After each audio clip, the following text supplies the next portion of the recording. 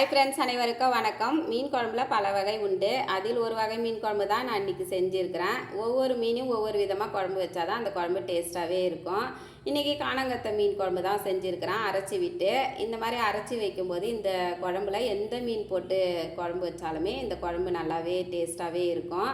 இந்த மீன் குழம்பு எப்படி செய்யலாம் அப்படின்னு பார்க்கலாங்களா? ஒரு எலுமிச்சம் சைஸ் அளவு புளி எடுத்து அதை நல்லா வாஷ் பண்ணி அதை கொஞ்சம் நேரம் ஊற விட்டுடலாம். அது ஊறிட்டே இருக்கிற நேரத்தில் சின்ன வெங்காயம், பூண்டு, தக்காளி, கருவேப்பிலை இதை எல்லாத்தையும் க்ளீன் பண்ணி எடுத்துகிட்டு வந்து வச்சுக்கலாம். அதுக்கப்புறம் வானலில் ஒரு கைப்பிடி அளவு தனியா, 7 காஞ்ச மிளகா, 1.5 ஸ்பூன் மிளகு, 1.5 ஸ்பூனு சீரகம் இது எல்லாத்தையும் போட்டு நல்லா வறுத்துக்கலாம். தனியா, மிளகு, காஞ்ச மிளகா இதை போட்டு நல்லா வறுத்துட்டு அதுக்கப்புறம் லாஸ்ட்டாக தான் சீரகம் சேர்த்து வறுக்கணும். நம்ம எல்லாத்தையும் சேர்த்து ஒன்றா வறுத்தோம்னா சீரகம் தீஞ்சிடும். அதுக்கப்புறம் குழம்போட அந்த வாசனை, டேஸ்ட்டு எல்லாமே சீரகம் தீஞ்சிச்சுன்னா அந்த எல்லாமே மாறிடும்.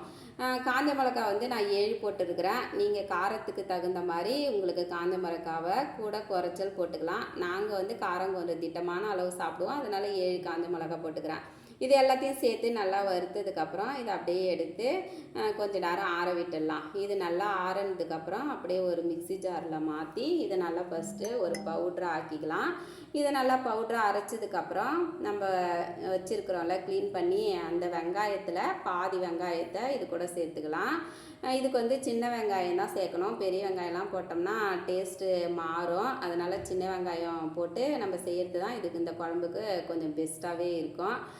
பாதி வெங்காயத்தை போட்டுட்டு நம்ம ஊற வச்சுருக்குறோம்ல அந்த புளியும் இது கூடயே போட்டுட்டு, தேங்காய் வந்து பெரிய மூடியாக இருந்ததுன்னா ஒரு பாதி மூடி தேங்காய் போட்டுக்கலாம். சின்ன மூடி தேங்காய் இருந்தால் ஒரு ஃபுல் மூடி அப்படியே நல்லா பல்லாக கீனி இதை எல்லாத்தையும் ஒன்றா சேர்த்து பேஸ்ட்டாக அரைச்சிக்கலாம்.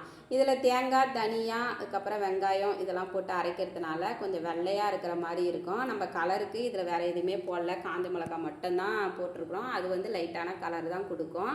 அதனால் ஒரு 1/4 ஸ்பூன் அளவுக்கு மஞ்சள் தூளையும் சேர்த்து இதை அப்படியே எல்லாத்தையும் ஒரு ஃபைன் பேஸ்ட்டாக அரைச்சி அப்படியே தனியாக வச்சிடலாம். நம்ம மீதி வச்சுருக்குறோம்ல அந்த வெங்காயத்தை உரலில் போட்டு நல்லா நையை நசுக்கி எடுத்து வச்சுக்கலாம். இந்த வெங்காயத்தை வந்து உரலில் போட்டு தான் நசுக்கி இந்த குழம்பு வைக்கணும். அப்போ தான் வந்து இந்த குழம்பு வந்து அந்த ஒரு மாதிரி வாசனை நல்லா இருக்கும். நம்ம அரிஞ்சு வச்சோம்னா அது வந்து வேறு ஒரு மாதிரி வாசனையாக இருக்கும். நசுக்கி வச்சோம்னா அது ஒரு மாதிரி வாசனையாக இருக்கும். அதுக்கப்புறம் நம்ம வச்சுருக்கிற அந்த பூண்டையும் போட்டு ஒன்றும் பாதியமாக நசுக்கி அதையும் எடுத்து வச்சுக்கலாம். அதுக்கப்புறம் வானலில் ஆயில் விட்டுக்கலாம். இந்த குழம்பு வைக்கிறதுக்கு நல்லெண்ணெய் ஊற்றினோம்னா தான் இந்த குழம்பு கொஞ்சம் டேஸ்ட்டாகவே இருக்கும். என்னாவே எல்லாமே வந்து இதை தான் ஊற்றணும் இதை தான் ஊற்றணும்னு சொல்லி பார்க்காதீங்க. ஒவ்வொன்றுக்கும் ஒன்று ஊற்றும்போது தான் அதோட டேஸ்ட் வந்து கண்டிப்பாக நல்லாவே இருக்கும். நல்லெண்ணெய் இல்லைன்னா கடலெண்ணெய் ஊற்றிக்கலாம். வேறு எண்ணெய் ஊற்றும்போது டேஸ்ட்டு கொஞ்சம் மாற்றமாக இருக்கும். மற்றபடி குழம்பு நல்லாவே தான் இருக்கும். பெஸ்ட்டுன்னு கேட்டால் நல்லெண்ணெய் தான். இது வந்து நான் வீட்டில் போட்டேன்ல இப்போ அந்த வடகம் நத்தியில் காஞ்சிகிட்டு இருந்தது, அதில் கொஞ்சம் எடுத்துகிட்டு வர சொல்லி இப்போ தாளிக்கிறேன். நம்ம கையாலேயே ஒரு பொருளை செஞ்சு அதை சமைக்கும்போது நமக்கு அவ்வளோ ஒரு சந்தோஷமாக இருக்கும். வடகம் நல்லா பொரிஞ்சதுக்கப்புறம் நம்ம நசுக்கி வச்சுருக்கிற வெங்காயத்தை சேர்த்து நல்லா வதக்கி விட்டுக்குவோம்.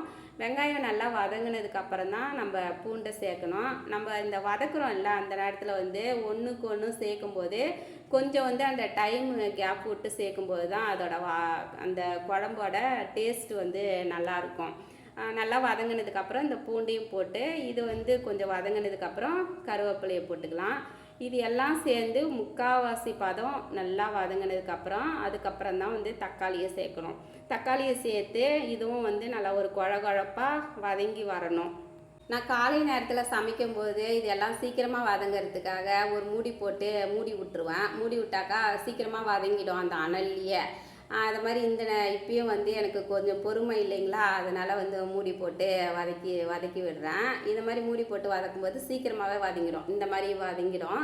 இது மாதிரி வதங்கினதுக்கப்புறம் நம்ம வந்து அரைச்சி வச்சுருக்கிற இந்த பேஸ்ட்டை எடுத்து அப்படியே அதில் ஊற்றி ஒரு 2 நிமிஷம் வதக்கி விட்டால் போதும். அதுக்கு மேலே ரொம்ப நேரம்லாம் வதக்க தேவை. 2 நிமிஷம் வதக்கிட்டு நம்ம அந்த மிக்சி ஜாரையும் கழுவி அந்த தண்ணியும் அதிலே ஊற்றிக்கலாம்.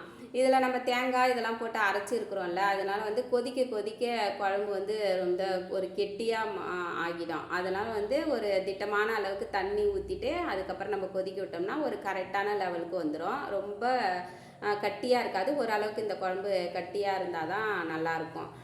இதை தண்ணியை ஊற்றிட்டு உப்பு தேவையான அளவுக்கு போட்டு இதை அப்படியே ஒரு மூடி போட்டு நல்லா கொதிக்க விட்டுடலாம். முக்கால்வாசி கொதி வந்ததுக்கப்புறம் அதுக்கப்புறம் சிம்மில் வச்சு கொஞ்சம் நேரம் கொதிக்க விட்டுட்டு அதுக்கப்புறம் எண்ணெய்லாம் மேலே கொஞ்சம் திரிஞ்சு வந்ததுக்கப்புறம் மீனை நம்ம க்ளீன் பண்ணி வச்சுக்கிறத போட்டு சிம்மில் வச்சு கொஞ்சம் நேரம் கொதிக்க விட்டு இறக்கிட வேண்டியதான். சூப்பராக இருக்கும் இந்த மீன் குழம்பு. இந்த மீன் குழம்பு வந்து நான் 20 வருஷத்துக்கு முன்னாடி ஒரு வீட்டில் குடும்பம் இருக்கும்போது பக்கத்தில் வீட்டில் ஒரு அண்ணாவும் அண்ணியும் இருந்தாங்க.